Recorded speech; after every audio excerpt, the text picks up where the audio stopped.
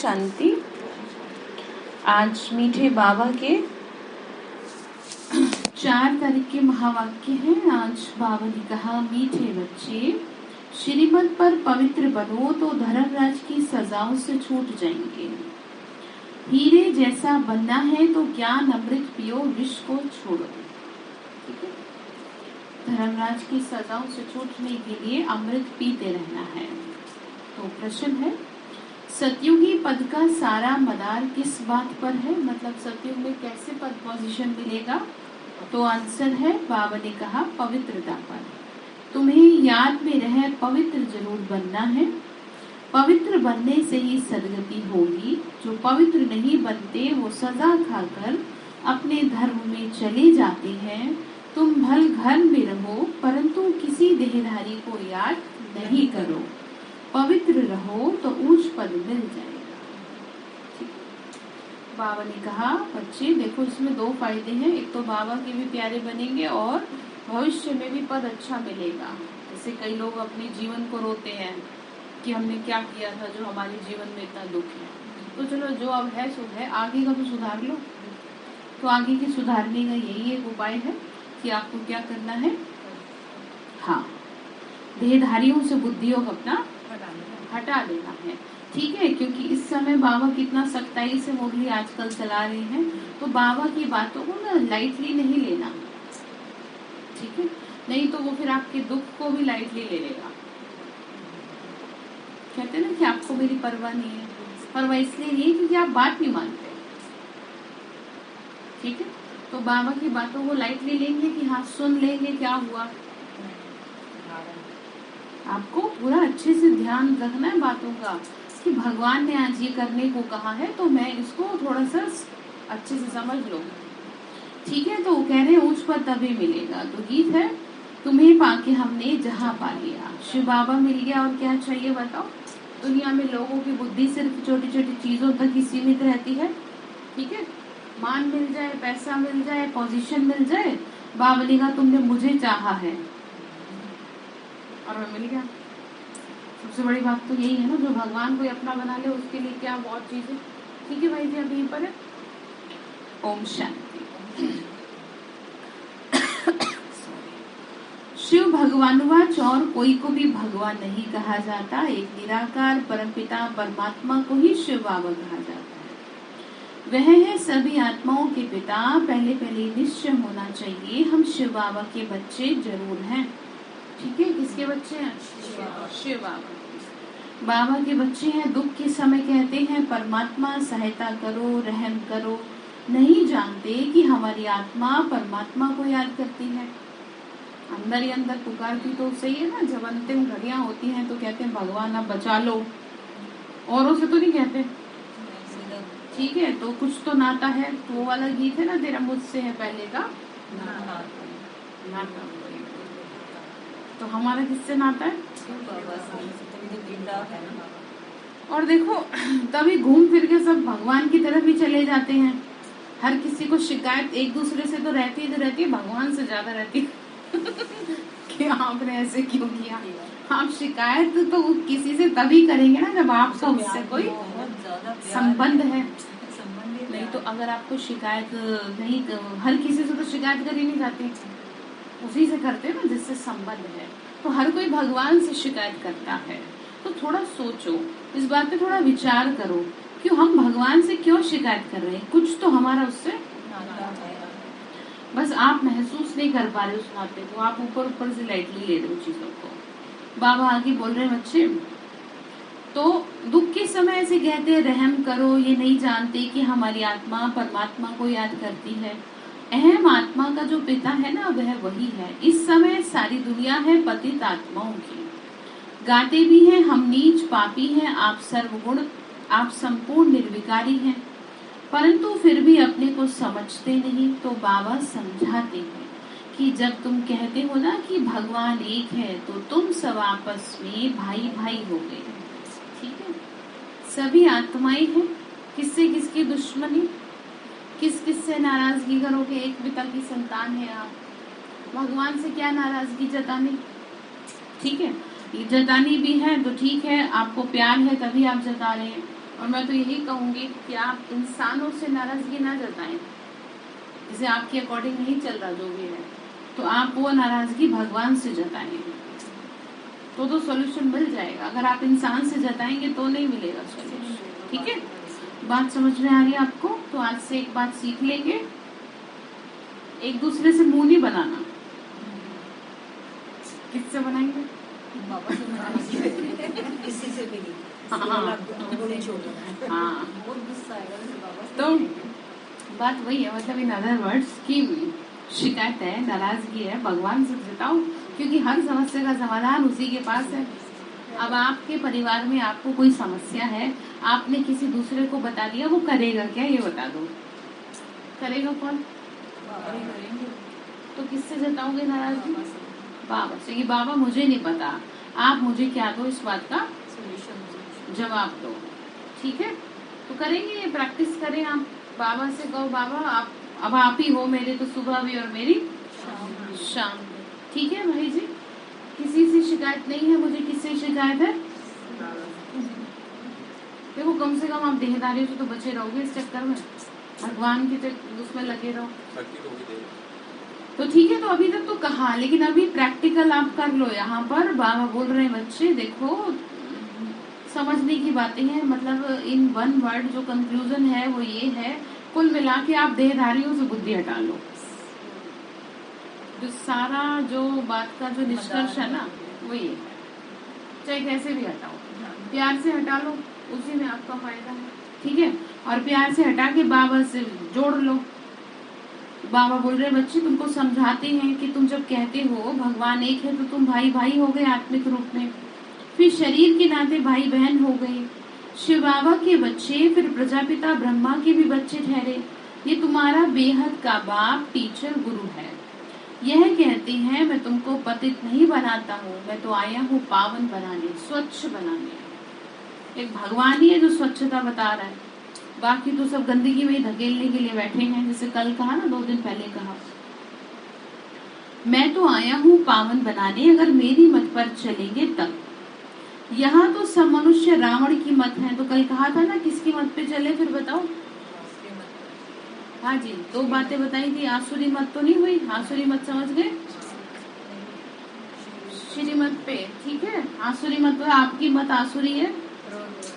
हाँ, और भी बहुत सारी मतें दिमाग में आपके चलता रहता, कुछ भी पता थोड़ी चलता है, वो आपको भी नहीं पता चलता, सामने वाले को भी नहीं, वो तो उसे ही पता चलता है कि इनके दिमाग में चल क्या रहा है।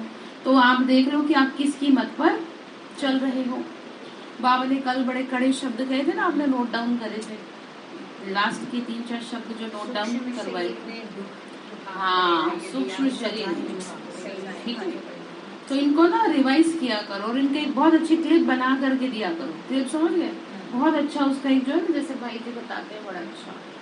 तो ऐसे ही सार ना छोटा सा शॉर्ट में निकालो, कुछ कुछ पॉइंट्स का।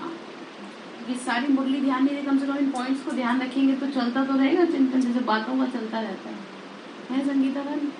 चल तो नहीं रहा किसी का चिंतन ठीक है, तो ये चिंता क्या करनी, किस बात का चिंतन करेंगे आप? फिर आगे बोल रहे हैं, अगर मेरी मत पर चलेंगे तो। यहाँ तो सब रावण की मत पे है, सब में 5 विकार हैं। बाबा बोल रहे बच्चे निर्विकारी बनो, श्रीमत पे चल लो। नहीं तो कल कहा ना सजा खानी पड़ेगी, भगवान की बात मान ले। ऐसा नहीं है कि हमने तो बहुत दुख देखे, अब क्या भगवान दुख देगा? शुरू में क्या ध्यान रखो। हाँ, अभी तो देखो, उससे पहले भी कहा था कि शरीर में आत्मा बैठी इसलिए कि इसे सजा खानी है, क्योंकि शरीर के माध्यम से ही सजा मिलेगी। और फिर कल स्पेशली और स्पेसिफाई कर दिया कि सूक्ष्म शरीर से भी मिलेगी। ऐसे नहीं तो ऐसे सही, मतलब आप पकड़ में आओगे। शरीर से तो ज्यादा कठिन है। हाँ, बताई थी ना कल, अच्छे से सारी चीजें समझाई थी, तो कम से कम मुरली को क्या कर लिया करो। आप सुनी थी रात को? हाँ जी, संगीता मैंने मुरली सुनी थी आपने रात को? यहाँ से जाने के बाद सोते समय मुरली सुना करो। नहीं सुनो, जरूर सुनो, आपको बहुत फायदा होगा। ठीक है, मुरली भेजते हैं ना चैनल पे। नहीं, मैं तो वैसे बता रही हूँ, रात को जो जैसे आज मुरली आप जाके सुन जाएंगे तो अब रात को भी सुने, किसी भी तरह उसे अंदर उतारे, अंदर नहीं उतर रही अभी, अभी तो बस यहीं पर है, और जो चीज दिमाग में होती है ना वो दिल में नहीं जाती है, तो सीधा क्या करना है आपको, दिल में उतारना। और दिल में उतारने के लिए आपको उसको बार बार सुनना पड़ेगा। आपको खुद से नहीं समझ में आता तो कम से कम आप सुन तो लो, ठीक है। तो क्या कह रहे हैं कि श्रीमत पे चलो, परंतु विकारों को छोड़ते ही नहीं है तो स्वर्ग के मालिक नहीं बनते। सब अजामिल जैसे पापी बन गए हैं, रावण संप्रदाय है, ये शोक वाटिका है, ठीक है। कितना दुख है, कितने दुखी हैं। बाप आकर राम राज्य बनाते हैं तो तुम जानते हो ना कि यह सच्चा सच्चा युद्ध का मैदान है। गीता में भगवान कहते हैं काम महाशत्रु है, उस पे जीत पहनो, सो तो पहनते नहीं है।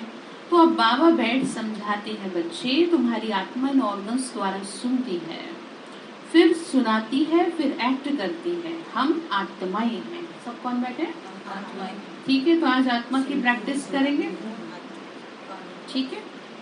जैसे बीच में कराई थी, एक दूसरे को बैठ करके देखेंगे, कुछ सेकंड्स के लिए करें, बीच बीच में कुछ कुछ करते रहना चाहिए। प्रैक्टिस कराते हैं भाई जी हम आमने सामने बैठाते हैं, ठीक है।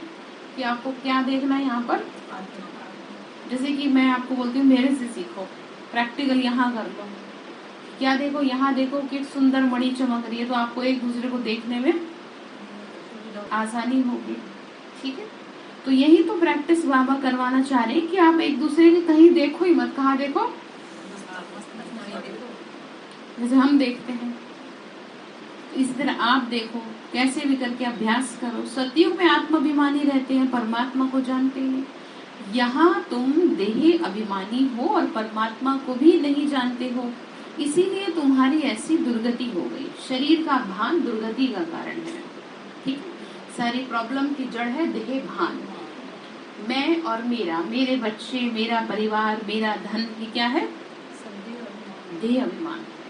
इसीलिए तो बाबा बार बार पक्का करा रहे हैं, ये कहो कि नहीं बाबा आपके बच्चे, आपका परिवार, मैं भी आपकी, घर भी आपका, सब आप करिए। अंदर नहीं उतरना, कम से कम मुंह से तो कह दो, कहते हो ना, हाँ धीरे धीरे जाएगा। क्योंकि मैंपन बहुत पक्का हो गया ना, इतने साल हो गए, 63 जन्मों से क्या चढ़ा हुआ है, मैंपन चढ़ा हुआ है।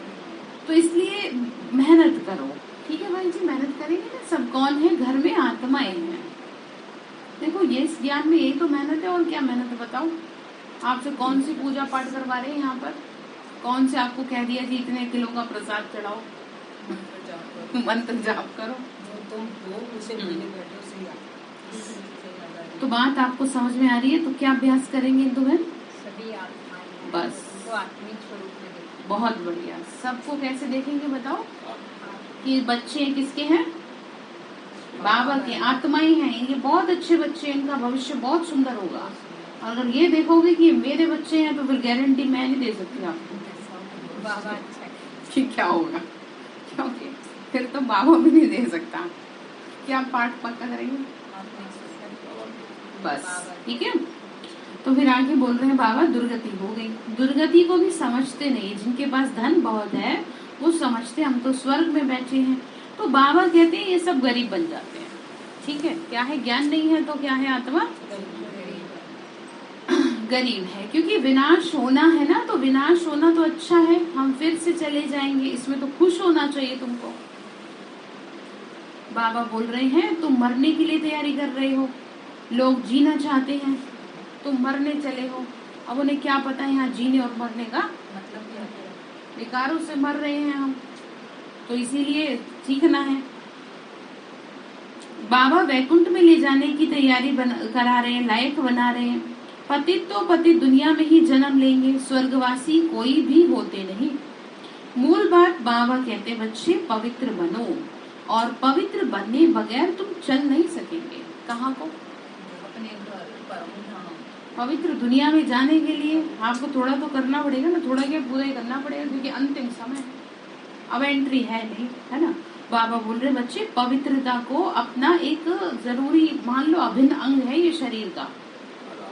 हाँ, अगर आप चाहते हैं कि आपका जीवन स्वस्थ रहे, सब कुछ अच्छा रहे, तो जितनी ज्यादा जिसके जीवन में पवित्रता है उतना ही ज्यादा वो सुखी है।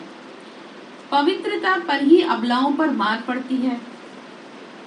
विष को अमृत समझते हैं। बाबा कहते हैं बच्चे तुमको हीरे जैसा बना रहा हूँ, तुम विष खाकर कौड़ी जैसा क्यों बनते हो?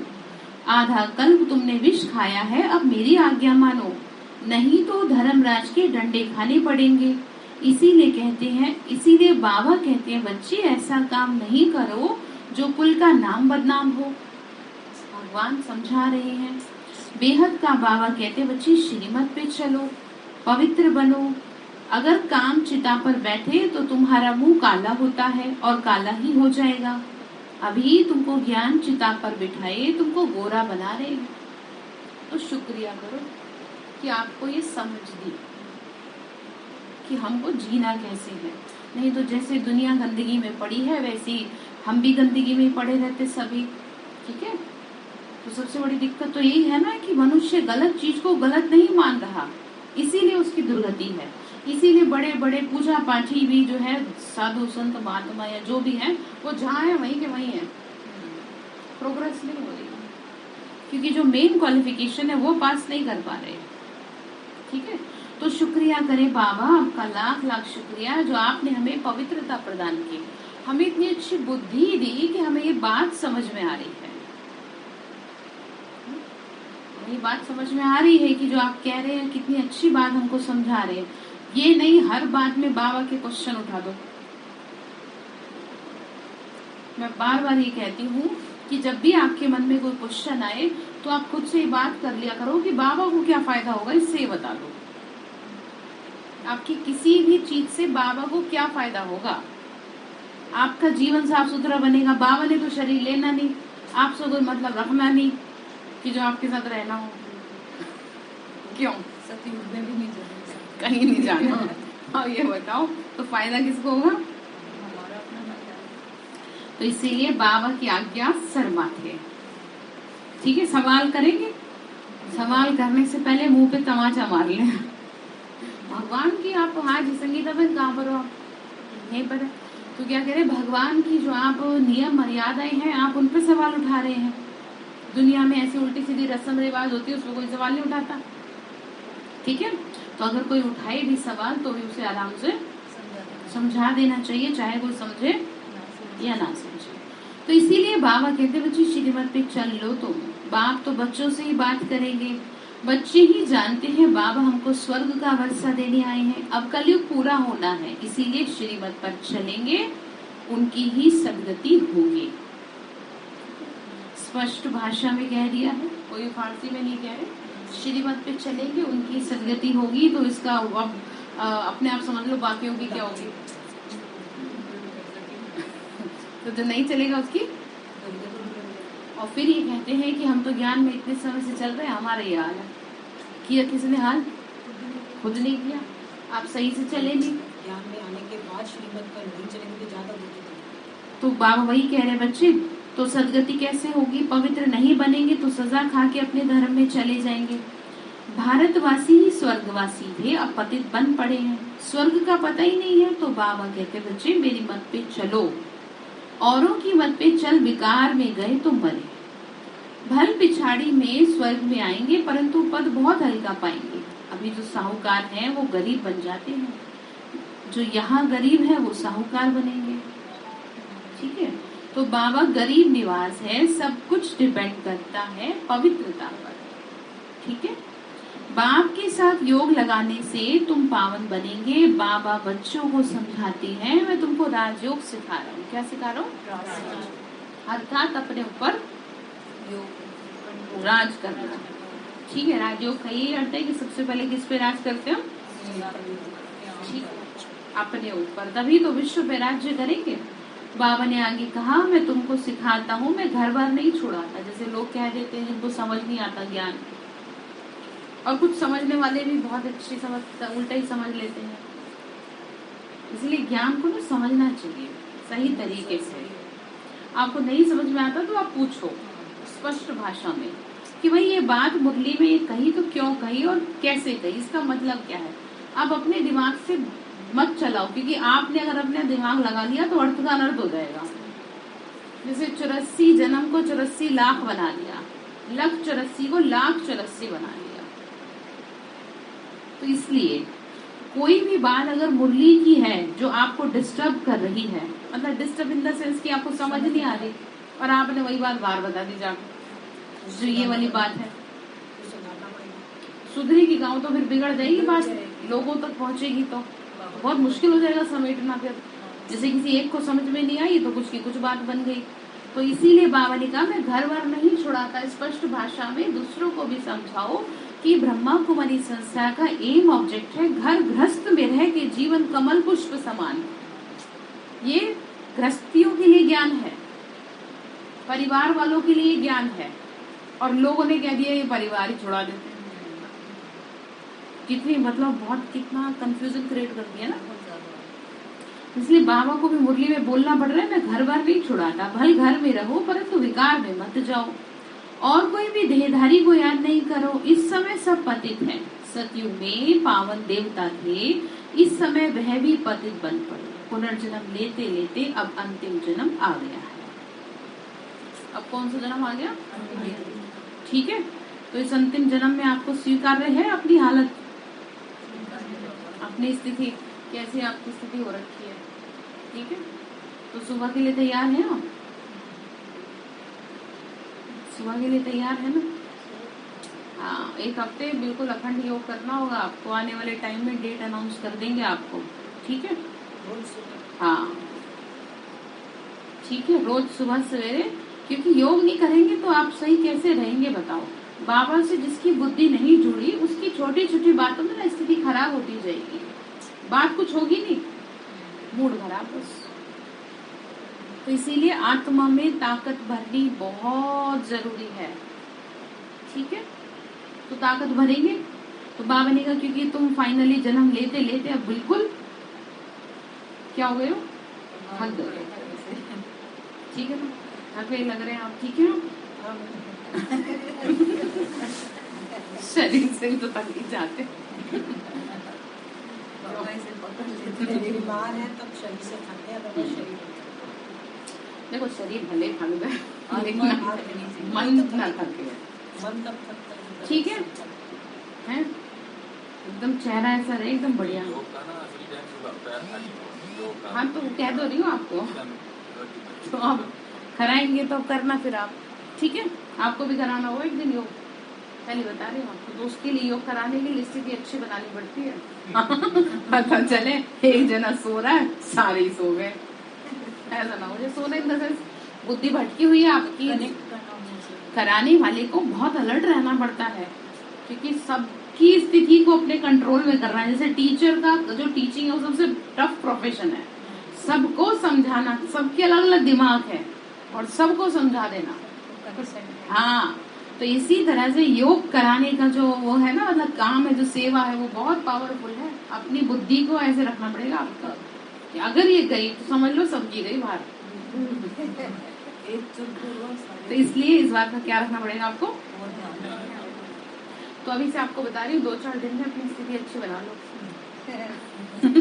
अभी तो बैठा पाऊंगी, आपको कैसे बैठाऊंगी? मेरे को तो देखना पड़ेगा भाई, बाबा के बच्चे पावरफुल बन गई आत्मा, तो बैठाऊं फिर आगे सबके सामने। सब आते नहीं को तैयार है अमृत वेला, मतलब 5 बजे। तो क्या कह रहे फिर, पुनर्जन्म लेते लेते अब अंतिम जन्म हो गया है। फिर आगे कहा तुम सब पार्वतियां हो, तुमको अमरनाथ बाबा अमर कथा सुना रहे हैं। क्यों सुना रहे हैं कमलेश्वर बताओ? है कहाँ ले जाने के लिए? कुछ कहा आपने? अमरपुरी में ले जाने के लिए, मालिक बनाने के लिए। तो अब अमरनाथ बाबा को याद करो, याद से ही तुम्हारे पाप कटेंगे। बाकी शिव शंकर व पार्वती कोई पहाड़ों पर नहीं बैठे थे, ये सब भक्ति मार्ग के धक्के हैं। ये अपनी अपनी एक्सप्लेनेशन है, कोई बात को कैसे समझा दे, कोई कैसे समझा, और कोई पूरा झोली क्रिएट कर दे, बात ही कुछ और बना कुछ और दी। तो सबने अपनी अपनी बुद्धि से दिया। आधा कल तुमने बहुत धक्के खाए हैं, बाबा बोल रहे हैं मैं तुमको लेके जाऊंगा। कहाँ जाएंगे? स्वर्ग। ठीक है, सतयुग में ही सुख था, न धक्के खाते न गिरते। मुख्य बात है पवित्र रहने की। यहाँ जब बहुत अत्याचार करते हैं तो पाप का घड़ा भर जाता है और विनाश हो जाता है। अब एक जन्म पवित्र बनो तो मालिक बन सकोगे। अब जो श्रीमत पर चले, अगर कल पहले श्रीमत पर नहीं चले तो अभी भी नहीं चलेंगे, ना पद पाएंगे। अब इसका मतलब ये नहीं हम चलेंगे ना, कल पहले भी नहीं चले होंगे, अब क्या करेंगे फिर चल के? तो बाबा का डंडा ध्यान रखना है जी। हाँ, एक बाप के तुम बच्चे हो, तुम तो आपस में भाई बहन हो गए, परंतु बाप का बनकर अगर गिरे तो रसातल में चले जाएंगे, तुम और ही पाप आत्मा बन जाएंगे। यह है ईश्वरीय गवर्नमेंट। कितनी सुंदर शब्द है ये। क्या है? ईश्वरीय। और इस गवर्नमेंट का एक रूल है, अगर मेरी मत पर पवित्र नहीं बने तो धर्मराज द्वारा बहुत कड़ी सजा खानी पड़ेगी। क्लियर इंस्ट्रक्शन है, ठीक है। जन्म जन्मांतर के जो पाप किए हुए हैं, अब उनकी सजा खाकर हिसाब किताब चुकतो तुमको करना होगा। या तो कर लो योग बल से विकर्मों को भस्म, या फिर बाबा ने कहा बहुत कड़ी सजा खानी पड़ी। डरा नहीं रहे आपको। डॉक्टर के पास आप गए हैं, ध्यान से समझेंगे, आपको डॉक्टर ने बता दिया कि या तो अभी करा लो इसका इलाज, और नहीं तो फिर आपकी डेथ भी हो सकती है। आपने सोचा चलो कोई बात नहीं, आज नहीं कल, कल नहीं परसों, धीरे धीरे बहुत सीरियस कंडीशन हो गई। तो बाबा भी वही कह रहे हैं कि बच्चे या तो कर लो मुझे याद, या तो कर लो अपना इलाज अभी, और नहीं तो फिर कष्ट पाएंगे। बहुत स्पष्ट भाषा में बाबा इतना स्ट्रिक्टली बोल रहे हैं तो कुछ कारण ही है, क्योंकि आत्मा पर पाप कर्मों का बोझा बहुत भारी चढ़ा हुआ है, जिस वजह से सभी की गर्दन झुकी पड़ी है। दिमाग से सब थक गए हैं। कारण यही है, काम किसी को इतना है नहीं जितना दिमाग से सोचते हैं, और सोचने का कारण है पाप कर्मों का बोझा जो आपको तंग कर रहा है। और जिसके ऊपर बोझा होता है वो कभी सीधा नहीं चल सकता, वो हमेशा कैसा रहेगा? झुका हुआ रहेगा, दुखी रहेगा, परेशान रहेगा। ठीक है, तो इसीलिए आपको ये देखना है कि मेरे ऊपर कितना, उस हिसाब से मैं क्या करूं, बाबा को कितना याद करूं। ठीक है, तो फिर बाबा बोल रहे बच्चे सजा खानी पड़ेगी। कितना ढेर ब्रह्मा कुमार और कुमारियां हैं, सब पवित्र रहते हैं, भारत को स्वर्ग बनाती हैं। तुम हो शिव शक्ति पांडव सेना, गोप गोपियां, इसमें दोनों आ जाते हैं। तुमको भगवान पढ़ाते हैं। लक्ष्मी नारायण को भगवान भगवती कहते हैं, उन्हों को जरूर भगवान ने ही वर्षा दिया है, भगवान ही आकर देवता बनाते हैं। सतयुग में यथा राजा रानी तथा प्रजा रहते हैं, सब श्रेष्ठाचारी थे। अब रावण का राज्य है और तुमको चलना है राम राज्य में। तो पवित्र बनो और राम की श्रीमत पर चलो। रावण की मत से तुम्हारी दुर्गति हो गई, गायब भी हुआ है ना। किनकी दबी रहेगी धूल में, सोना आदि जमीन में दीवारों में छिपाते हैं। अचानक मरेंगे तो सब कुछ वहां ही रह जाएगा। ठीक है, बाबा बोल रहे हैं विनाश तो होना है। अर्थक्वेक आदि जब होती है तो चोर लोग भी बहुत निकल पड़ते हैं। अब धनी बाप आया है तुमको अपना बनाकर विश्व का मालिक बनाने। आजकल वानप्रस्थ अवस्था में भी विकार बगैर रह नहीं सकते, बिल्कुल ही तमो प्रधान हो गए हैं, बाबा को पहचानते ही नहीं है। बाबा कहते हैं मैं पवित्र बनाने आया हूँ, अगर विकार में जाएंगे तो बड़ी कड़ी सजा खानी पड़ेगी। मैं पवित्र बनाए तुमको पवित्र दुनिया की स्थापना कराता हूँ, तुम फिर पतित बन विघन डालते हो, तुम बाधा डालते हो तो कड़ी सजा खानी पड़ेगी। मैं आया हूँ स्वर्गवासी बनाने, अगर विकार नहीं छोड़ेंगे तो धर्मराज द्वारा बहुत मारे जाएंगे। बहुत त्राही त्राही करनी पड़ेगी। ये इंद्र सभा है। तो किसकी सभा है? इंद्र सभा। ऐसा ना समझे कि कोई भगवान को पता नहीं है, उसे सब पता है। कहानी है ना, वहाँ ज्ञान परियां थी, किसी पतित को ले आई तो उनका वाइब्रेशन आता था। यहाँ किसी की बुद्धि भटक रही होती है तो तुरंत पकड़ लेते हैं, भाई आप कहाँ हो। तो ऐसे ही पतित पना पता चल जाता है, खराब वाइब्रेशन है ना। तो बाबा ने कहा फिर यहाँ सभा में किसी पतित को नहीं बिठाया जाता, पवित्रता की प्रतिज्ञा करने बगैर बिठाया नहीं जाता। शुरुआत में बहुत था, मधुबन भी नहीं लेके जाते थे, फॉर्म भरवा लेते थे, भाई कितने महीने की आपकी पवित्रता है तभी आप जा सकते हैं। अब जैसे जैसे तमो प्रधानता बढ़ती जा रही है तो वैसे वैसे ये चीजें अब उतना नहीं है, और दादियां भी नहीं रही, जैसे जैसे महान आत्माएं जा रही हैं वैसे वैसे ये चीजें भी अब चेंज हो रही है, समय बदल रहा है। ठीक है, इसको ऐसे समझो, जहाँ पर देव और पवित्र आत्मा होगी वहां पर अपवित्रता हो नहीं सकती। तो देव धरनी में जो देवता बनने वाली है आत्माएं हैं वो घराना देव आत्माओं का बनने वाला है, और उसमें अगर कोई अपवित्र आत्मा आए तो ये तो पॉसिबल ही नहीं है। पहले तो दादियां समझ जाती थी बिना बताए ही, इतनी पावर होती थी, दृष्टि से पता चल जाता था, तो वो चीज नहीं थी। अब समय क्या हो रहा है, बदल रहा है। और सबसे बड़ी बात, पावरफुल आत्मा ही नहीं रही, बाबा का पाठ बंद हो गया, तो ये सारी चीजें डिपेंड करती हैं। तो अब कुछ रहा नहीं ना, अब तो सिर्फ ये है कि आपसे जितना होता है बस अपनी स्थिति को क्या कर लो, पावरफुल कर लो। ठीक है, आत्मिक दृष्टि को पावरफुल कर लो, आत्मा का पाठ पक्का कर लो। सारे ज्ञान का सार यही है, चाहे कैसे कर लो, चाहे लिख के करो, चाहे रट के करो, चाहे हंस के करो, चाहे रो के करो, अभ्यास करो कि मैं कौन हूँ। और जिसने ये जितना ज्यादा अभ्यास कर लिया वो उतना ही पावरफुल आने से वाले समय में बनेगा। ठीक है, तो बाबा ने कहा कि बच्चे, बाबा तो जानते हैं फिर भी ले आते हैं, तो शिक्षा दी जाती है, शिव बाबा को याद करने से आत्मा शुद्ध हो जाती है, वायुमंडल में साइलेंस हो जाती है। बाबा ही बैठ परिचय देते हैं कि मैं तुम्हारा पिता हूँ और 5000 वर्ष पहले मुआफिक तुमको मनुष्य से देवता बनाने आया हूँ। बेहद के बाप से बेहद सुख का तुमको वर्षा लेना है। अच्छा, मीठे मीठे सिक्के लदे बच्चों प्रति माता पिता बाप दादा का याद प्यार और गुड मॉर्निंग। रूहानी बाप की रूहानी बच्चों को नमस्ते। हम रूहानी बच्चों की रूहानी माता पिता बाप दादा को नमस्ते।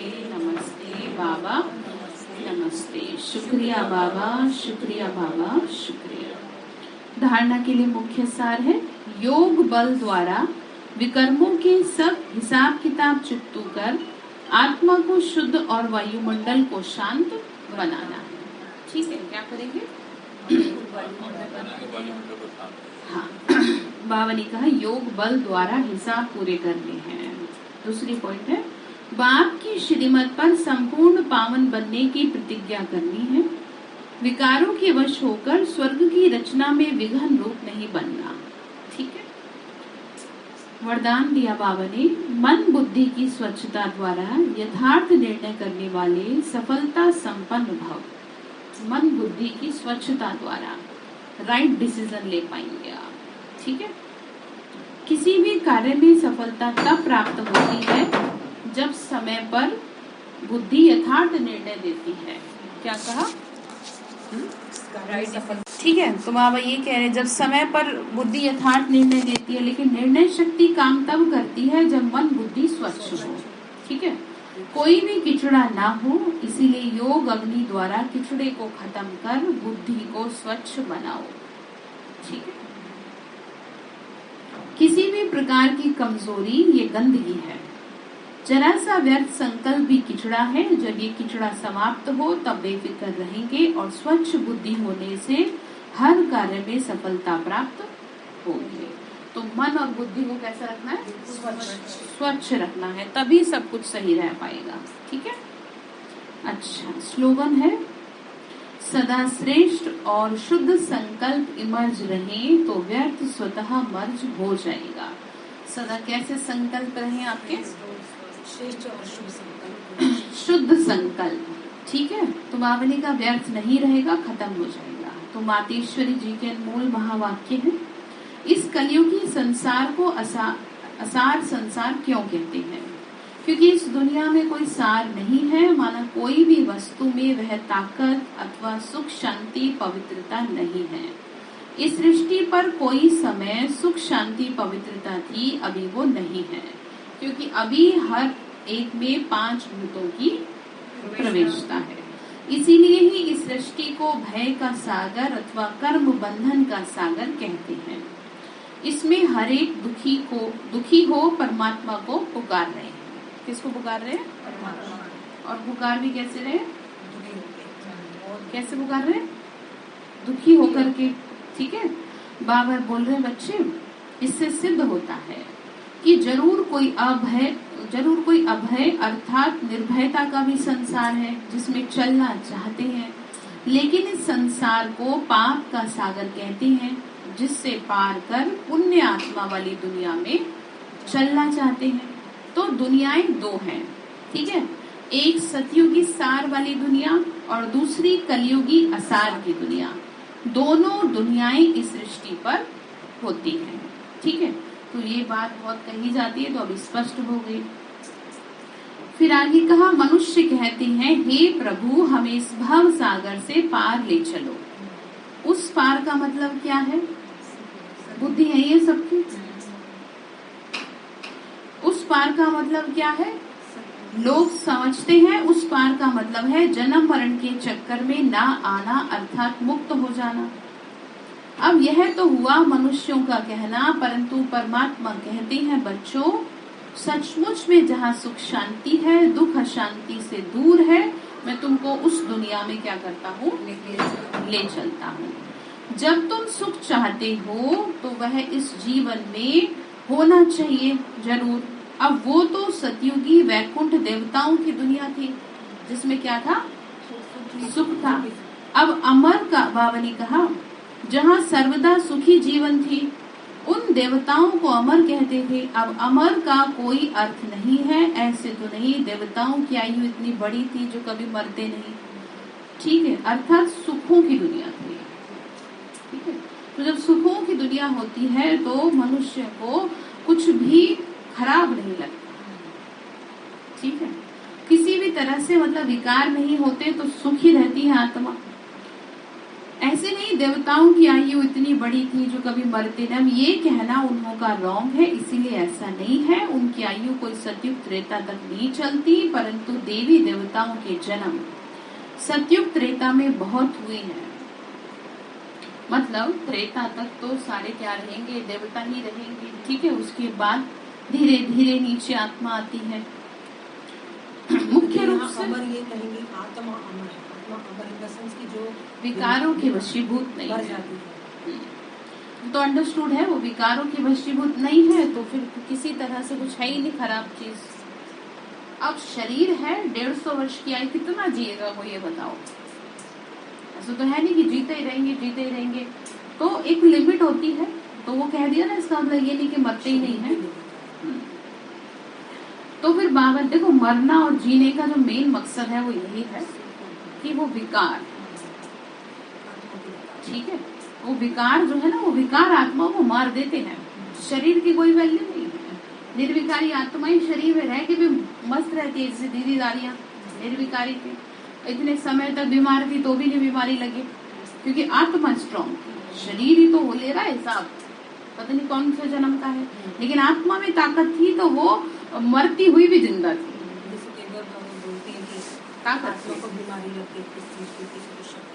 हाँ, वही विकारों की किसी भी रूप में कह दें।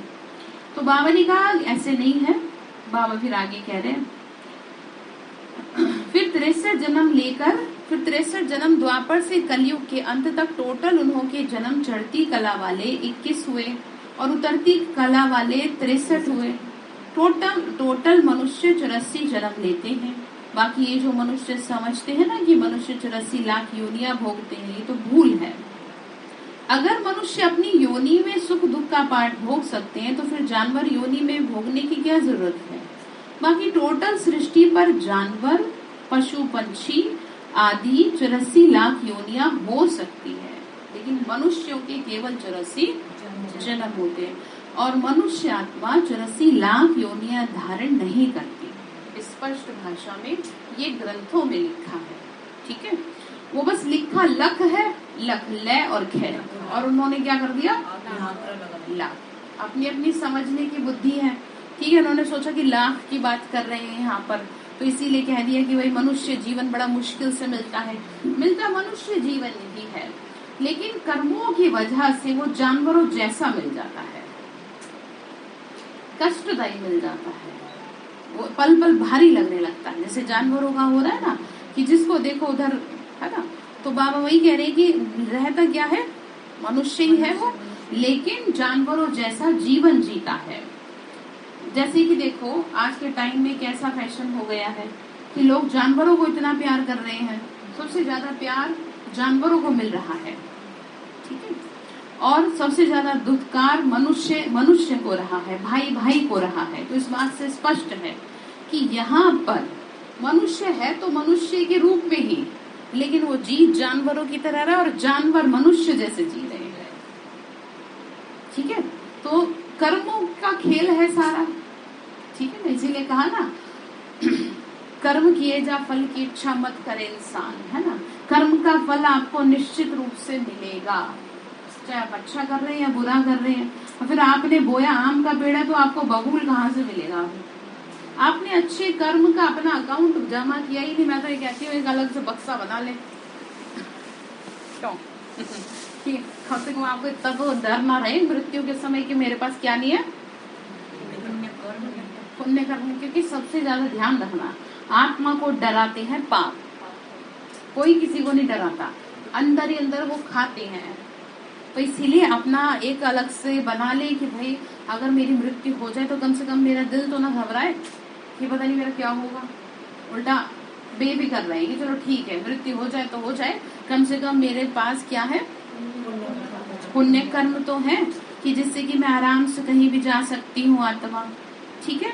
तो मनुष्य आत्मा मनुष्य का ही जन्म लेती है, लेकिन कर्मों की वजह से जानवरों जैसा जीवन वो व्यतीत करती है, ठीक है। मनुष्यों की अपनी योनि ही भोगनी पड़ती है, इसीलिए उन्हें मनुष्य जीवन में सुख दुख की महसूसता होती है। बाबा ने कहा ऐसे ही जानवरों को भी होता है, मगर उन्होंने ये बुद्धि नहीं होती कि ये भोगना किस कर्म से हुई है। जैसे हमें तो समझ में आ रहा है भाई हमने कुछ तो किया ही होगा जो शरीर में दुख है, ठीक है। तो बाबा भी यही कह रहे हैं, समझा रहे हैं, मगर उन्होंने ये बुद्धि नहीं कि ये किस वजह, उनको मालूम भी। बाबा ने कहा उन्हों की भोगना को भी मनुष्य फील करता है। उन्हों की भोगना को भी कौन फील करता है, मनुष्य। भाई इसे दुख हो रहा है तो वो बुद्धि की वजह से, क्योंकि उनमें इतनी बुद्धि नहीं होती। मगर उन्होंने यह बुद्धि नहीं है, वही बात बाबा ने की। तो उन्हों की भोगना भी फिर मनुष्य फील करता है, बुद्धिवान, क्योंकि मनुष्य क्या है, बुद्धि। और आप मनुष्य हो के भी जानवरों जैसे कर रहे हैं, इसीलिए तो कह देते हैं भाई लोग मनुष्य, जानवर तो भोगते ही हैं। आप ऐसे कर रहे हो, इतनी जोर से चिल्ला रहे हो, तो क्या कहेंगे आप। जैसे कोई जानवर कोई का कहे कि किसी अच्छे घर में और एक गरीब में घूम रहा है, उन्हें तो कुछ नहीं पता, लेकिन हमें लग रहा है देखिए इसका कितना अच्छा भाग्य इसका। तो बाबा ने कहा उन्हों की भोगना को भी फिर मनुष्य फील करते हैं। तो यह तो मनुष्य को डराने के लिए कहते हैं कि 84 लाख योनियां भोगते हैं, कि अगर गलत कर्म करोगे तो पशु योनि में जन्म मिलेगा। हम भी अभी इस संगम समय पर अपनी जीवन को पलटाए, पाप आत्मा से पुण्य आत्मा बन रहे हैं और हम मनुष्य रूप में ही जन्म लेते हैं, ठीक है। तो बात समझ में आ रही है। तो क्या करेंगे, योग बल से हिसाब किताब को चुप तो करें। अच्छा, ओम शांति।